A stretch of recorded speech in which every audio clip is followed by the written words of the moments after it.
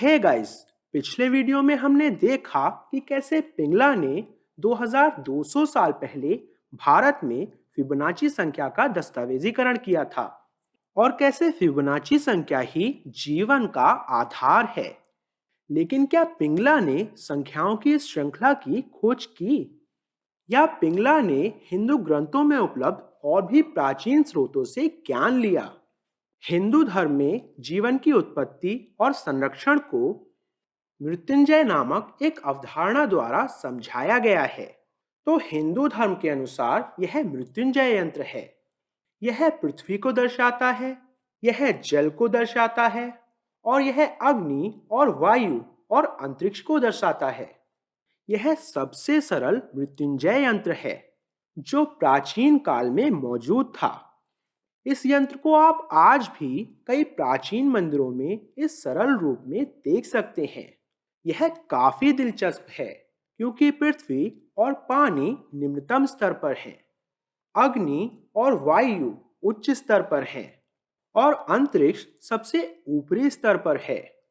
और आपने देखा होगा कि मैं इस बिंदु को पृथ्वी से शुरू कर रहा हूं और एक निरंतर रेखा खींचकर इसे पृथ्वी में समाप्त कर रहा हूं। यह दर्शाता है कि पृथ्वी कैसे जीवन शुरू करती है और यह उसी बिंदु पर समाप्त होती है। इन 5 तत्वों को हिंदू धर्म में पंचभूत कहा जाता है और ये जीवन की उत्पत्ति और संरक्षण के महत्वपूर्ण पहलू हैं। अगर कोई बीमार है, अगर कोई गंभीर रूप से बीमार है, तो उसके परिवार और दोस्त इस यंत्र को बनाएंगे और मृत्युंजय मंत्र का जाप करेंगे। वे यह सुनिश्चित करने के लिए कि वह सामान्य स्थिति में वापस आ जाए, हर दिन 108 बार एक विशिष्ट मंत्र का जाप करेंगे। और यह मृत्युंजय मंत्र बहुत पुराना है। इसे कम से कम 5000 वर्ष पुराना माना जाता है क्योंकि यह ऋग्वेद का हिस्सा है जो कि ज्ञात सबसे पुराना ग्रंथ है। और यह मंत्र बड़ा ही विचित्र मंत्र है। यह बीज मंत्र नहीं है। बीज मंत्र केवल अपनी ध्वनियों के लिए जाने जाते हैं और उनका कोई विशेष अर्थ नहीं होता। लेकिन इस मंत्र में ऐसे शब्द हैं जिनके विशिष्ट अर्थ हैं और मंत्र इस प्रकार है: ओम त्र्यंबकम यजामहे सुगंधिम पुष्टिवर्धनम उर्वारुकम। और इस प्रकार मंत्र आगे बढ़ता है और यह बहुत अजीब है क्योंकि उर्वरकम शब्द का अर्थ वास्तव में एक विशिष्ट प्रकार का खीरा, एक प्रकार का खीरा है। और यह अजीब है क्योंकि वे इस तरह से एक मंत्र का उपयोग कर रहे हैं। वे एक जीवन को बचाने के लिए इस तरह से एक मंत्र का 108 बार जाप कर रहे हैं। वे खीरे की एक विशिष्ट किस्म के बारे में बात कर रहे हैं और इस प्रकार के खीरे को स्क्वर्टिंग खीरा कहा जाता है। इसके बारे में विभिन्न व्याख्याएं हैं। मंत्र मूल रूप से कहता है, जैसे एक खीरा अपनी मां से गिरता है वैसे ही जीवन चलता रहता है। और यही मृत्युंजय मंत्र का रहस्य है। अब इसके बारे में विभिन्न आध्यात्मिक विभूतियों द्वारा दी कई अलग अलग व्याख्याएं हैं और मूल रूप से वे इसके बारे में बात करते हैं कि कैसे खीरे पौधे से धीरे धीरे गिरते हैं इत्यादि। लेकिन यह बहुत दिलचस्प है क्योंकि यदि आप वास्तव में इस खीरे को पौधे से गिरते हुए देखते हैं तो यह बहुत ही रोचक है। और मैं आपको दिखाऊंगा कि यह खीरा पौधे से कैसे गिरता है। अब आप देख सकते हैं, जैसा कि आप इस वीडियो में देख रहे हैं, खीरा अपने पौधे से गिर रहा है। उसके बीज हवा में फेंके जा रहे हैं और इसे हर जगह फैलाया जा रहा है। यही है मृत्युंजय मंत्र का रहस्य। अब आपने देखा कि कैसे उर्वरकम फल पौधे से गिर रहा है। आपको क्या लगता है कि इस मंत्र का रहस्य क्या है? मनुष्य 5000 वर्षों से अनुष्ठान के रूप में इसे 108 बार क्यों दोहरा रहे हैं? मानिए या ना मानिए, खीरे के फल में बीज फिबोनाची पैटर्न में व्यवस्थित होते हैं और जब यह पौधे से गिर रहा होता है तो बीज फिबोनाची पैटर्न में फैल जाएंगे। अब यह है मंत्र का रहस्य। बेशक यदि आप एक खीरे को देखते हैं तो यह बेलनाकार होता है और आपको विभिन्न पैटर्न में बीज दिखाई देंगे। अब बीजों को 3D में व्यवस्थित किया गया है और आपके लिए इसे समझना थोड़ा कठिन है क्योंकि यह 3D में है। लेकिन जब खीरा गिरेगा तो बीज हर जगह फैल जाएंगे, ठीक है। लेकिन बीज के विभिन्न दिशाओं में फैलने के लिए फिबोनाची संख्या इतनी महत्वपूर्ण क्यों है? यह फिबोनाची पैटर्न के अलावा किसी अन्य पैटर्न में क्यों नहीं हो सकता है? इसे समझने के लिए यह थोड़ा जटिल है क्योंकि यह 3D में है। हम एक सिलेंडर जैसी संरचना को देख रहे हैं, लेकिन यदि आप सूरजमुखी को देखते हैं तो ये सूरजमुखी है और आपको बीज दिखाई देंगे और बीज वास्तव में एक स्पाइरल की तरह दिखाई देंगे और यह बहुत सुंदर होंगे। गाइस, बेशक यह एक बहुत बुरा चित्र है जो मैं बना रहा हूँ क्योंकि मैं इसमें अच्छा नहीं हूँ। लेकिन अगर आप एक वास्तविक सूरजमुखी को देखें तो आप चकित रह जाएंगे क्योंकि ये बीज क्रमिक फिबोनाची संख्याओं के स्पाइरल में व्यवस्थित होते हैं और विशेषज्ञों ने इन बीजों का अध्ययन किया है और वे देखेंगे कि स्पाइरल दक्षिणावर्त जा रहे हैं और यहाँ स्पाइरल हैं जो कि वामावर्त जा रहे हैं, ठीक है। और स्पाइरल हमेशा 21, 34, 55 और 89 में होंगे और ये सभी फिबोनाची संख्याएं हैं। इसलिए यदि क्लॉकवाइज संख्या 21 है तो एंटी क्लॉकवाइज 34 होगी। यदि क्लॉकवाइज 34 है तो एंटी क्लॉकवाइज 55 होगी। स्पाइरल हमेशा क्रमिक फिबोनाची संख्या में होंगे। उदाहरण के लिए आप घड़ी की दिशा में 21 और वामावर्त को 89 में नहीं देखेंगे। आप हमेशा क्रमिक संख्याओं को साथ साथ देखेंगे और यह बहुत दिलचस्प है। इसे इस तरह क्यों बनाया गया है? सिर्फ 21 और 89 ही क्यों नहीं? उन्हें प्रकृति में व्यवस्थित क्रमिक फिबोनाची संख्याएं क्यों होना है? प्रकृति इसे क्यों पसंद करती है? इस प्रश्न का उत्तर यह है। यह स्वयं फिबोनाची संख्याओं के बारे में नहीं है, यह इन दोनों संख्याओं के बीच के अनुपात के बारे में है। यदि आप 34 को 21 से विभाजित करते हैं तो आपको लगभग 1.618 का अनुपात प्राप्त होगा। इसे सुनहरा अनुपात या दैवीय अनुपात कहा जाता है और इसे फी नामक प्रतीक द्वारा दर्शाया जाता है। और यदि आप 55 को फिर से 34 से विभाजित करते हैं तो आपको वही अनुपात प्राप्त होगा। यदि आप 89 को फिर से 55 से विभाजित करते हैं तो आपको वही अनुपात प्राप्त होगा। आपको यह अनुपात मिल रहा है जो लगभग 1.618 है। वास्तव में यह संख्या हमेशा के लिए चलती है क्योंकि यह सबसे अधिक अपरिमेय संख्या है। लेकिन यह केवल फिबोनाची संख्याओं के कारण नहीं है, यह दो क्रमिक फिबोनाची संख्याओं के बीच के अनुपात के कारण है जो प्रकृति के लिए महत्वपूर्ण है। अब बीजों की व्यवस्था में इस अनुपात का क्या अर्थ है? तो मान लीजिए कि आपके दुश्मन को सिर्फ एक दिन के लिए भगवान की भूमिका निभाने को मिलती है और वह एक सूरजमुखी का डिजाइन तैयार करने जा रहा है ना? आपका दुश्मन इतना स्मार्ट नहीं है, है ना? वह बेवकूफ है, इसलिए वह इस सुनहरे अनुपात को नहीं चुनने जा रहा है। वह एक अनुपात चुनने जा रहा है। उदाहरण के लिए 1, ठीक है, यह एक सूरजमुखी है और वह 1 के इस अनुपात के साथ बीज की व्यवस्था करने जा रहा है। इस अनुपात का क्या अर्थ है कि वह सर्कल के चारों ओर कितने घुमावों का उपयोग कर सकता है, ठीक है।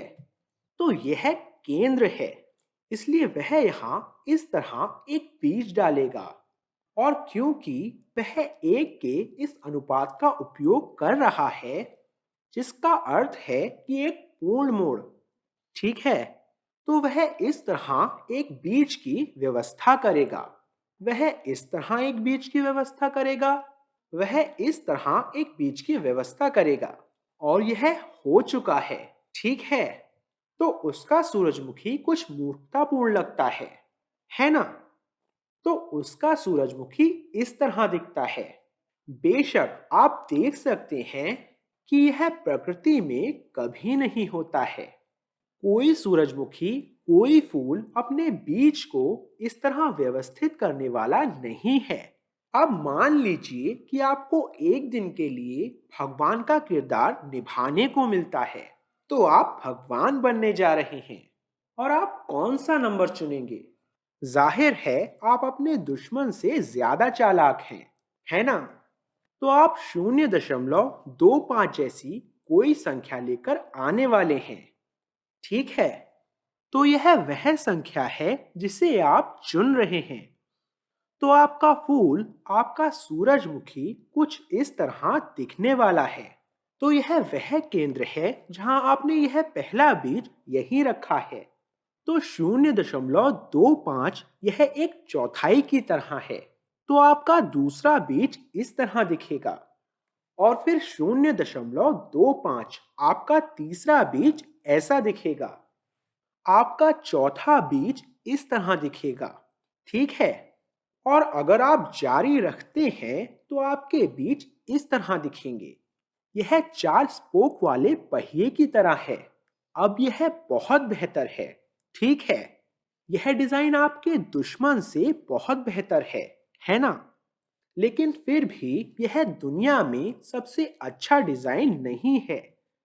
बेशक पौधे इंसानों की तुलना में बहुत ज्यादा चालाक होते हैं, है ना? यही कारण है कि पौधों को हिंदू धर्म में देवताओं के रूप में पूजा जाता है, क्योंकि पौधों में असाधारण बुद्धि होती है। और इसलिए पौधे इस अनुपात को चुन रहे हैं, जो कि सुनहरा अनुपात है।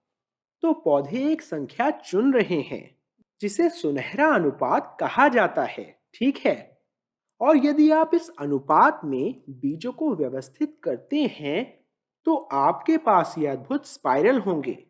और आप देख सकते हैं कि बीज भी पूरी तरह से संरेखित हैं, जो कि बिल्कुल असली लगता है। लेकिन सबसे महत्वपूर्ण सवाल यह है, क्यों? पौधों को सुनहरे अनुपात के बारे में सोचना क्यों पड़ता है? और उन्हें इस तरह से बीज की व्यवस्था क्यों करनी पड़ती है? क्यों ना केवल उन्हें अपने 0.25 के डिजाइन के साथ व्यवस्थित करें? विशेषज्ञ अब कभी-कभी दावा करते हैं कि यह बहुत महत्वपूर्ण है, ताकि वे इस स्थान का उपयोग कर सकें और बीजों की संख्या को अधिकतम कर सकें। तो यही स्पष्टीकरण अभी विशेषज्ञ दे रहे हैं। लेकिन पौधे वास्तव में इसकी बिल्कुल भी परवाह नहीं करते हैं। उन्हें जगह बचाने की परवाह नहीं है। उन्हें क्या परवाह है? मृत्युंजय, है ना? अब मृत्युंजय क्या है? जब तक मैं इस बोर्ड को क्लियर कर रहा हूं, तब तक मृत्युंजय के बारे में सोचिए। ठीक है, तो पौधे के दृष्टिकोण से मृत्युंजय क्या है? यह जीवन को बनाना और बनाए रखना है। अब किसी बीज का प्रयोजन क्या है? पौधे बीज क्यों बना रहे हैं? अपने स्वयं के जीवन को फैलाने के लिए। हर बीज एक पॉकेट है। ठीक है, यह एक जीन पॉकेट है। यह एक जीन पॉकेट है और यह हर जगह फैलने वाला है। यही कारण है कि बीजों को फिबोनाची पैटर्न में व्यवस्थित किया जाता है। अब यदि आप अपने बीज को अपने दुश्मन के डिजाइन के अनुसार सूरजमुखी में इस तरह व्यवस्थित करते हैं, और फिर जब हवा चलती है तो ये सभी बीज केवल एक दिशा में जाएंगे और वे इस तरह नीचे गिरेंगे। इन सभी बीजों के अंकुरित होने और पौधे के रूप में विकसित होने की संभावना बहुत कम है, क्योंकि ये सभी एक ही स्थान पर गिरते हैं। वे एक दूसरे को बाधित करेंगे। उन्हें कम धूप मिलेगी। उन्हें एक ही जगह से पानी लेना होगा। यदि आप इसे 0.25 के अनुसार व्यवस्थित करते हैं और जब हवा चलती है तो आप सुनिश्चित करते हैं कि वे केवल 4 अलग-अलग स्थानों पर जाएं। लेकिन जब आप उन्हें सुनहरे अनुपात के अनुसार व्यवस्थित करते हैं, जब आप उन्हें इस जटिल स्पाइरल पैटर्न में स्पाइरल में व्यवस्थित करते हैं और जब हवा चलती है, तो यह सबसे अच्छा डिजाइन होता है, क्योंकि यह सैकड़ों अलग-अलग दिशाओं में जाने वाला है। इसलिए पौधा मृत्युंजय को अधिकतम करने के लिए, जीवन को अधिकतम करने के लिए, अपने जीन के प्रसार को अधिकतम करने के लिए बीजों को खूबसूरती से व्यवस्थित कर रहा है। यही कारण है कि पौधा इस सुनहरे अनुपात का उपयोग करके अपने बीजों की व्यवस्था कर रहा है। अब निश्चित रूप से उर्वरकम में यही हो रहा है, इसलिए हम मृत्युंजय में यही देखते हैं। 3D में, है ना? यह 2D है, लेकिन अगर आप खीरे के बीजों को देखते हैं, तो यही कारण है कि आप बीजों को अलग-अलग दिशाओं में फटते हुए देखते हैं। ठीक है, लेकिन हर पौधा इस सुनहरे अनुपात को 3D में भी इस्तेमाल करता है।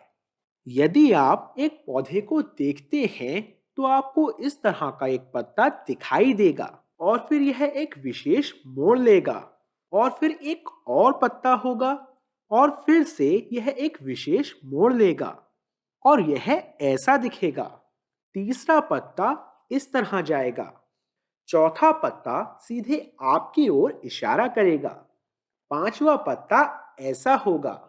जब आप एक पौधे को देखते हैं और आप देखते हैं कि उसके पास 5 पत्ते हैं, तो आप ज्यादा नहीं सोचते हैं। लेकिन जब आप इसे ऊपर से देखते हैं, तो 5 पत्ते ऐसे दिखेंगे। ठीक है, और यह घुमाव का अनुपात इन पौधों में पत्तियों को कैसे रखा जा रहा है, इसकी प्राकृतिक व्यवस्था को विचलन अनुपात कहा जाता है। ठीक है, और मानिए या ना मानिए, यह विचलन अनुपात सुनहरे अनुपात से मेल खाता है। क्यों? एक पौधा अपनी पत्तियों को सुनहरे अनुपात में क्यों व्यवस्थित कर रहा है? हमने बीज देखे, लेकिन पत्ते फिबोनाची पैटर्न में क्यों होते हैं? पत्तियां इस सुनहरे अनुपात में क्यों होनी चाहिए? मृत्युंजय, है ना? क्योंकि मृत्युंजय न केवल जीवन का निर्माण कर रहा है, बल्कि जीवन का संरक्षण भी कर रहा है। यह आपके अपने जीवन की रक्षा भी कर रहा है। याद रहे, इसी वजह से लोग किसी की जान बचाने के लिए मृत्युंजय मंत्र का जाप कर रहे हैं। इन पत्तों का उद्देश्य क्या है? पत्ते क्या करते हैं? उन्हें सूरज की रोशनी का उपयोग करना होगा और इसे भोजन में बदलना होगा, और यह सुनिश्चित करना होगा कि पौधा जीवित रहे। यदि पत्तियों को एक के ऊपर एक व्यवस्थित किया जाता है, तो केवल सबसे ऊपरी पत्ती को ही सारी धूप मिलेगी। तो आप देख सकते हैं कि पत्तियों को व्यवस्थित करने में पौधे कितने बुद्धिमान हैं। उन्हें प्रत्येक पत्ते को मिलने वाली धूप की मात्रा को अधिकतम करना होगा, तो सभी पत्ते प्रकाश संश्लेषण का उपयोग कर सकते हैं और सूर्य के प्रकाश को भोजन में परिवर्तित कर सकते हैं और फिर पौधे को बहुत लंबे समय तक जीवित रख सकते हैं। यदि पौधा पर्याप्त स्मार्ट नहीं है और वह सुनहरे अनुपात का उपयोग नहीं करता है, इस बारे में सोचें। यदि कोई पौधा इस अनुपात का पालन नहीं कर रहा है और उसके पत्ते बहुत कम हैं, तो वह पर्याप्त भोजन नहीं कर पाएगा और पौधा मर जाएगा। यदि कोई पौधा इस अनुपात का पालन नहीं कर रहा है और बहुत अधिक पत्तियों का उत्पादन कर रहा है, तो यह बेकार है, क्योंकि कई पत्तियों को धूप नहीं मिलेगी और यह व्यर्थ हो जाएगा और फिर से इस पौधे का जीवन अच्छा नहीं होगा। तो एक आदर्श जीवन को पाने के लिए पौधे को सुनहरे अनुपात का पालन करना होगा। मैं इस घटते मॉडल और भीड़भाड़ वाले मॉडल पर बाद में वापस आऊंगा। लेकिन अभी तक मुझे लगता है कि मृत्युंजय की अवधारणा को समझना आपके लिए आसान होगा। तो आप मृत्यु को कैसे जीतेंगे? आप हमेशा के लिए कैसे जीते हैं? आइजैक न्यूटन की तरह अकेले रहकर आप अमर हो सकते हैं। आप महान सिद्धांत बना सकते हैं और आप अमर हो सकते हैं। लेकिन ज्यादातर लोग और अन्य जीवित चीजें वास्तव में अधिक जीवन बनाकर अमर हो जाती हैं। और आपको पीढ़ी और पीढ़ियों तक जीवित रहने के लिए सुनहरे अनुपात का पालन करना होगा। यह सबसे महत्वपूर्ण बिंदु है। ठीक है, तो आपने मृत्युंजय मंत्र से बहुत कुछ सीखा है। मंत्र कैसे फिबोनाची पैटर्न और सुनहरा अनुपात दिखा रहा है। लेकिन मृत्युंजय यंत्र का स्वर्ण अनुपात से क्या संबंध है? इसलिए जैसा कि हमने मृत्युंजय यंत्र से पहले देखा, यह अपने सरलतम रूप में सिर्फ एक 5 बिंदु वाला तारा है। मुझे इसे साफ करने दीजिए। यदि आप इस रेखा को लेते हैं, तो यह सबसे लंबी रेखा है। और मान लीजिए कि हम इस रेखा को एक्सेल कहते हैं। ठीक है, और अगली लंबी लाइन यह लाइन होगी। चलिए इसे एल कहते हैं। ठीक है, और अगर आप इस लाइन को लेते हैं, तो यह अगली लंबी लाइन है। लेकिन चलिए इसे एम कहते हैं। ठीक है, और यह सबसे छोटी लाइन है। ठीक है, तो चलिए इसे एक एस कहते हैं। तो एक्सएल और एल के बीच का अनुपात सुनहरा अनुपात होगा। एल और एम के बीच का वह अनुपात भी सुनहरे अनुपात में होगा। एम और एस के बीच का अनुपात वह भी सुनहरे अनुपात में होगा। यह असाधारण है और वे प्राचीन हिंदू धर्म में 5000 वर्षों से इसका उपयोग कर रहे हैं। यही कारण है कि मुझे लगता है कि पिंगला ने फिबोनाची श्रृंखला की खोज नहीं की थी। उन्होंने केवल फिबोनाची श्रृंखला की अवधारणा और प्राचीन भारतीय ग्रंथों के सुनहरे अनुपात को समझा। अब मृत्युंजय मंत्र को याद करिए। और मृत्युंजय यंत्र ऋग्वेद से आ रहा है, जो कम से कम 5000 वर्ष पुराना है। और आप देख सकते हैं कि कैसे मृत्युंजय मंत्र और मृत्युंजय यंत्र स्पष्ट रूप से सुनहरे अनुपात और फिबोनाची संख्याओं और स्वयं जीवन के साथ उनके संबंध की ओर इशारा करते हैं। आज हम इस मृत्युंजय यंत्र के एक संशोधित रूप का उपयोग करते हैं। मैं बोर्ड को साफ कर दूंगा और मैं आपको दिखाऊंगा कि यह कैसे काम करता है। ठीक है, पिछली कुछ शताब्दियों में मृत्युंजय यंत्र को संशोधित किया गया था ताकि परिवार संशोधित संस्करण के साथ काम कर सके। इसे महामृत्युंजय यंत्र कहा जाता है और यह फिर से इस तरह एक 5 सूत्री शुरुआत होगी और यह 8 पंखुड़ियों से घिरा होगा। मंत्र नहीं बदला है, आज भी उसी मंत्र का प्रयोग किया जाता है। और कुछ रूपों में वास्तव में भगवान शिव की 3 आंखें होती हैं। केंद्र में भगवान शिव को निरूपित करने के लिए और त्रयोदशी पर विशिष्ट अनुष्ठान किए जाते हैं। ठीक है, मुझे नहीं पता कि आप इसको समझ रहे हैं या नहीं, लेकिन ये सभी फिबोनाची नंबर्स हैं। ठीक है, 3 यह एक फिबोनाची संख्या है। 5 नोक का तारा यह एक फिबोनाची संख्या है। 8 पंखुड़ी यह एक फिबोनाची संख्या है। 13 ये एक फिबोनाची संख्या है। कोई भी इस पर ध्यान नहीं दे रहा है, लेकिन हम फिबोनाची संख्याओं का अनुसरण कर रहे हैं और इसका उपयोग संरक्षण और जीवन को बनाने के लिए कर रहे हैं। और यदि आप एक संख्या को पिछली संख्या से फिर से विभाजित करते हैं, तो आपको स्वर्णिम अनुपात प्राप्त होगा। कोई आश्चर्य नहीं कि जब नए धर्म आए तो उन्होंने इसे जादू टोने में बदल दिया, है ना? उन्होंने कहा यह सब शैतान का काम है। तो यह सबसे अच्छा तरीका था और यह जानबूझकर प्राचीन ज्ञान को दबाने के लिए किया गया था, इस तरह की जानकारी को शैतानी बताकर। पश्चिम में इसे जादू टोने का प्रतीक माना जाता है। ठीक है, कुछ लोग इसे शैतान या शैतान का प्रतीक भी कहते हैं, लेकिन यही जीवन का रहस्य है और यह प्राचीन भारत में हजारों वर्षों से जाना जाता था। लेकिन एक और पवित्र यंत्र है और यह यंत्र जवदू की पहाड़ियों में गुप्त रूप से किया जाता है और यह कालमुख नामक संप्रदाय द्वारा किया जाता है।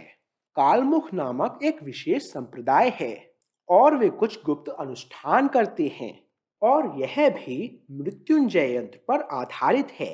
इस यंत्र को काल मृत्युंजय यंत्र कहा जाता है।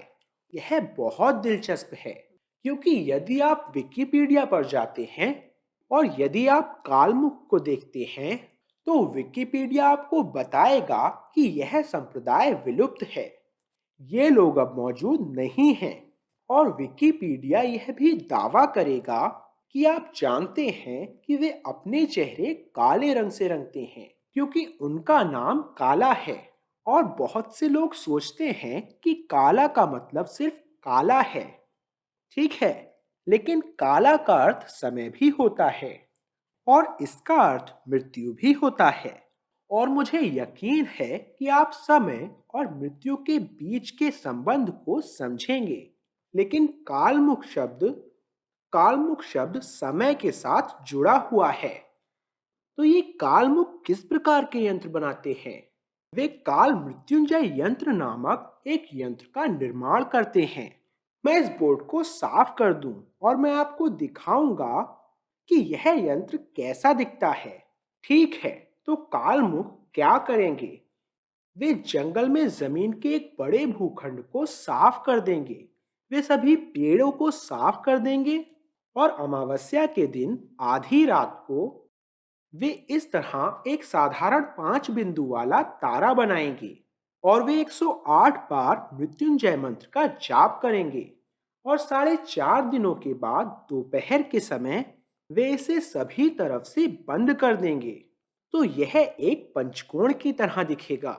फिर से 4.5 दिनों के बाद वे इसे फिर से 5 बिंदु वाले तारे में बदल देंगे। फिर से 4.5 दिनों के बाद वे इसे एक पंचभुज में बंद कर देंगे। फिर से 4.5 दिन के बाद वे इसे 5 पॉइंट स्टार बना देंगे। बेशक यह बहुत खराब ड्राइंग है क्योंकि मैं इसमें अच्छा नहीं हूं, लेकिन वे इसे 45 दिनों तक जारी रखेंगे और यह काल मृत्युंजय यंत्र है और यह उल्लेखनीय है क्योंकि यह दर्शाता है कि समय के साथ जीवन कैसे बढ़ता है। इसके बारे में सोचिए, वे बहुत छोटे से शुरू करते हैं और जैसे जैसे समय बीतता है कोई भी प्रजाति सुनहरे अनुपात के अनुसार बढ़ती है और यही कारण है कि हर प्रजाति नाटकीय रूप से फैलती है और ग्रह को भरती है। इंसानों के बारे में सोचिए, हमारे पास आज अरबों इंसान हैं, लेकिन एक समय वे लोगों का एक छोटा समूह रहे होंगे। वे ग्रह पर सबसे प्रमुख प्रजाति बनने में सक्षम क्यों हैं? हम इंसानों को हर जगह क्यों देखते हैं?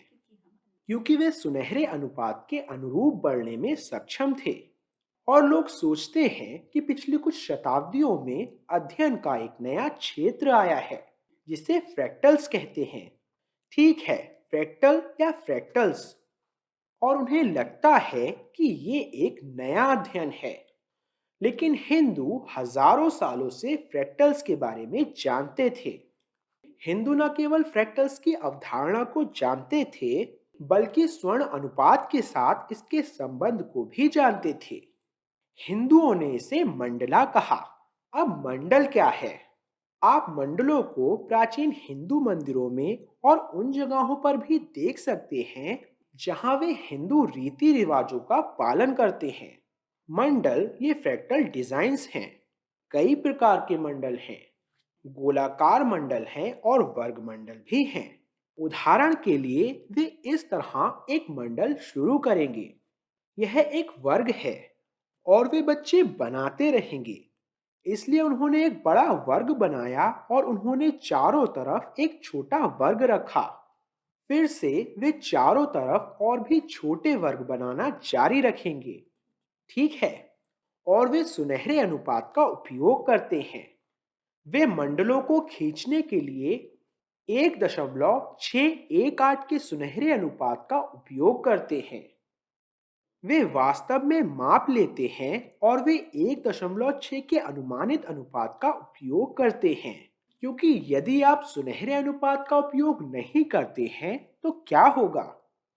यदि आप सुनहरे अनुपात का उपयोग नहीं करते हैं और यदि आप इन वर्गों को बहुत बड़ा बनाते हैं, तो कुछ निरंतरता के बाद ये वर्ग एक दूसरे से टकराने लगेंगे, क्योंकि आप सुनहरे अनुपात का पालन नहीं कर रहे हैं।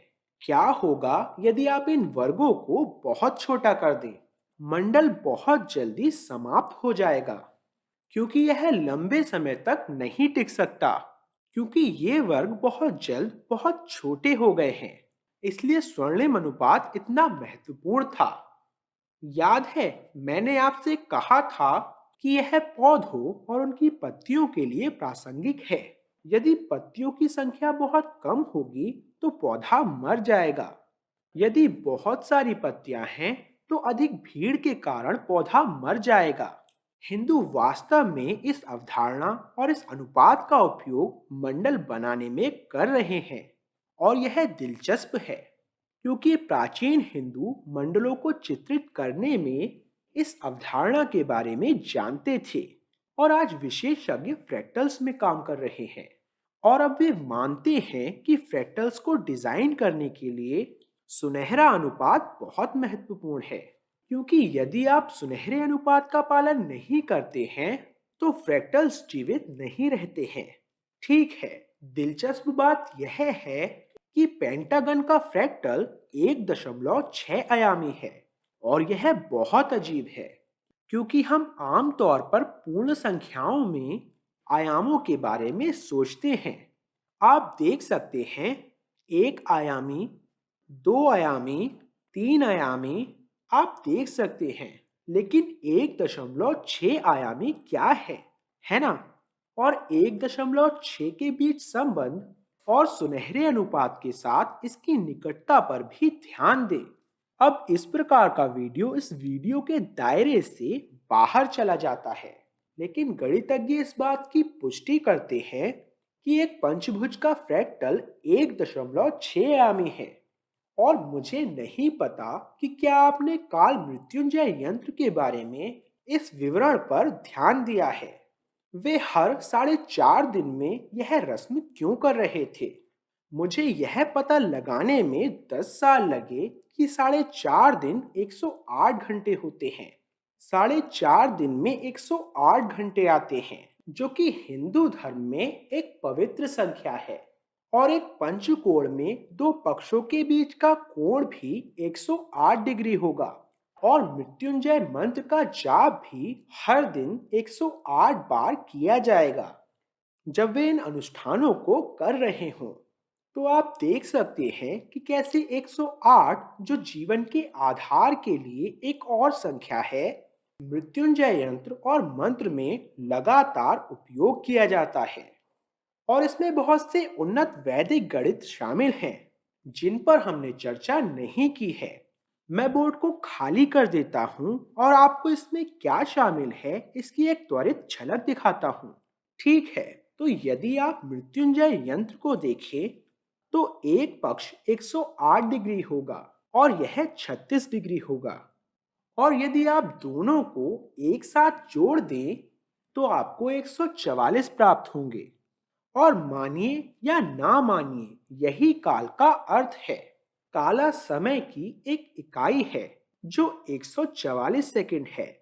यह हिंदुओं के समय की प्राचीन इकाई है। और यह और भी दिलचस्प है क्योंकि 144 भी एक फिबोनाची संख्या है। यह 12वीं फिबोनाची संख्या है, और यह सिर्फ उन्नत गुण ज्ञान है। हम केवल प्राचीन हिंदू गणित की सतह को खरोच रहे हैं, जो कि विज्ञान और आध्यात्मिकता दोनों हैं। पश्चिमी दुनिया में ज्यादातर लोग इसे नहीं समझते हैं। अगर आप वह film Indiana Jones and the Temple of Doom देखते हैं तो आप एक व्यक्ति को देखते हैं जो कि काली से प्रार्थना कर रहा है, जो दुनिया में ज्ञात सबसे उग्र देवी हैं।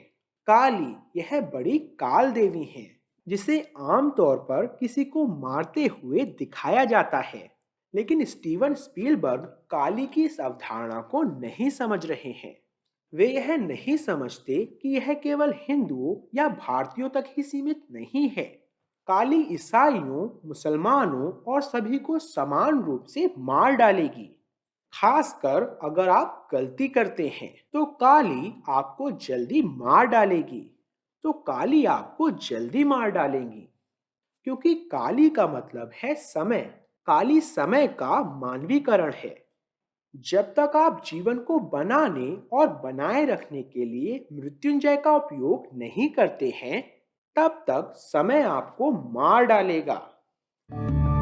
मैं प्रवीण मोहन, वीडियो देखने के लिए बहुत बहुत धन्यवाद। अगर आपको वीडियो पसंद आया है तो सब्सक्राइब करना ना भूलें। कृपया इस वीडियो को अपने दोस्तों के साथ शेयर करें और मैं आपसे जल्द ही बात करूंगा। बाय।